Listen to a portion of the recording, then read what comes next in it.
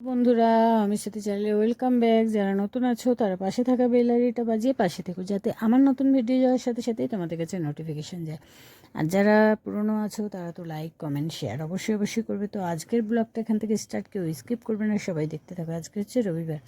তো রবিবারে সকালে উঠেই ফ্রেশ হয়ে বাসন কুসন বের করে পাখিদের খাবার দিয়ে দিয়েছি। আর ইদানিং তো মানে এই বালি পড়ছে বলে তাই জন্য আর কাঠে রান্নাও করতে পারছি না। ভাতটা করি, কারণ ছাউনি কিছু না থাকলে ফাঁকা জায়গায় তো ওইভাবে রান্না করা যায় না, তাই বন্ধ দিয়ে দিয়েছি।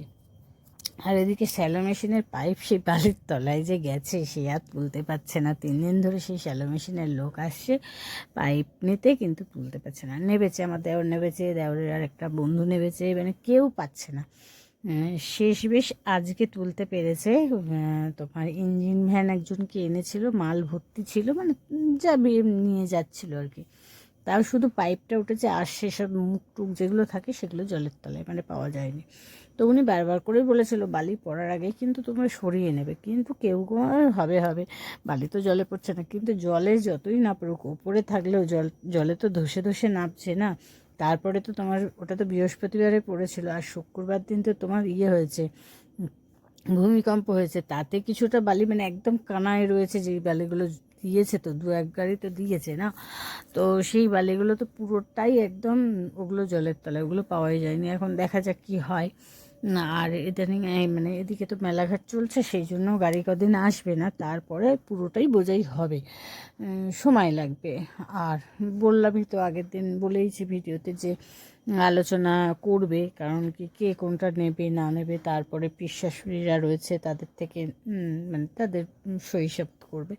এইসব অনেক মানে অনেক সমস্যার মধ্যে দিয়ে যাচ্ছে। আর যেহেতু আমি বলেছি আগের ভিডিওতে, যে যারা আমার ডেলি ব্লগ দেখো, আরও চিন্তায় পড়ে গেলাম। মামার ছেলেকে কিছু দেয়া ছিল, সেখান থেকে ছেলের মাইনেগুলো কিছুটা দিত, তো সেও বন্ধ করে দিল। বললো যে না, আমি আর পাচ্ছি না, আমার ব্যবসা বাণিজ্য সেইভাবে চলছে না, আমি ফেরত দিয়ে দেবো। তো বলো, আমার মাথায় হাত, আমি কি করব, আমি নিজেও উন্মাদ হয়ে যাচ্ছি। আর কর্তামশাই যে ডালাগুলো করে সেগুলো, মানে ডালাগুলো বসিয়ে দিয়ে যায়, জরি ফরি লাগানো, সেগুলো আমি করছি। তারপরে দশকর্মার মাল প্যাকিং করছি। মানে কি করব বলো, কিছু তো করার নেই। বাড়ি বসে সংসার সামলিয়ে, ফোনের কাজ সামলিয়ে যেটুকু পারি সেটুকুই করার চেষ্টা করছি। কতটা কি হবে জানি না। তো এই মাসটা তো ছেলের পড়া বন্ধ, কারণ পরীক্ষার আগে থেকে তো মাস্টাররা বন্ধ করে দেয়। তো এই মাসটা তো উতরে যাব, তারপরে দেখা যাক কি হবে। কারণ কর্তামশাই যা করে তাতে মাইনে, মানে খাওয়াটাই কোনো রকম হয়। আর টুকটাক লোনপত্র নেওয়া আছে, সেগুলো একটু আধটু শোধ হয়, তা বাদে আর কিচ্ছু হয় না। আর টোটাল আমার হাতটা পুরো বন্ধ হয়ে গেল।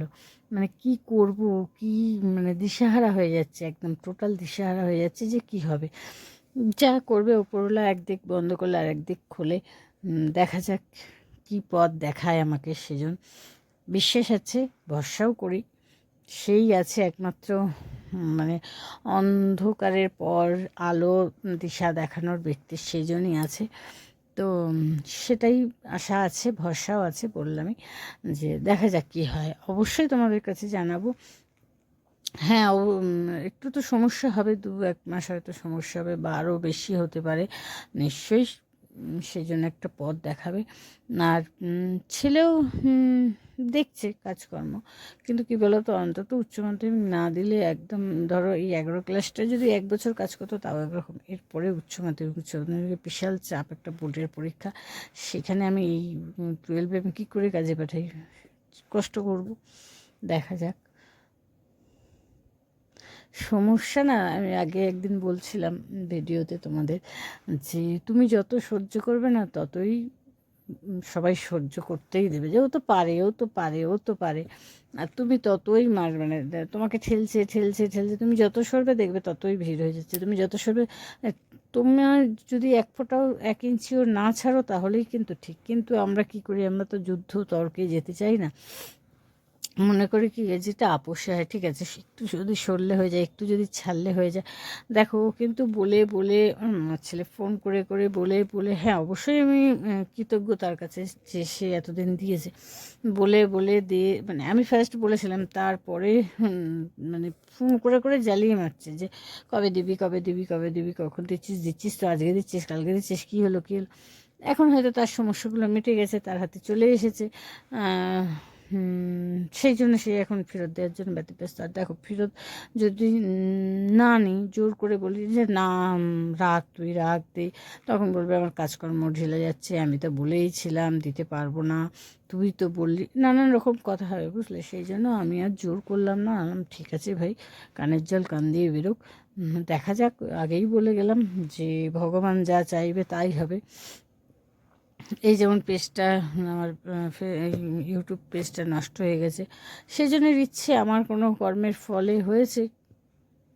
ভুল করলেই তো সমস্যা হয়, ভুল না করলে তো হয় না। তো সেরকমই আমার নিশ্চয়ই কোনো ভুল তো ছিল, সেই জন্যই হয়েছে আর কি। তো এই কড়াটা কালকের করা, বুঝলে, সেই জন্য আমি কড়াটা বের করে নিচ্ছি, পুড়েও গেছে। আর এই কড়াটায় ঝোলটা ঢেলে ফুটিয়ে নেবো, তারপরে রাতে রান্নাবান্না করে আবার কাল সকালে বের করবো। তা এটা কালকে অত বেশি পড়েনি, নিরামিষ হালকা পাতলা রান্না হয়েছে বলে না মাছ টাছগুলো ভেজে নিই। আর এই কড়ায় ভাজা যায়, কিন্তু কিরকম খোদল মতো তো তেলটা বেশি পড়ে যায়, বুঝতে পারলে, মনে হয় কি অল্প তেল অল্প তেল, আরেকটু দিয়ে আরেকটু দিয়ে, আর এই তেল এই কড়াটাই ঠিকঠাক হয়।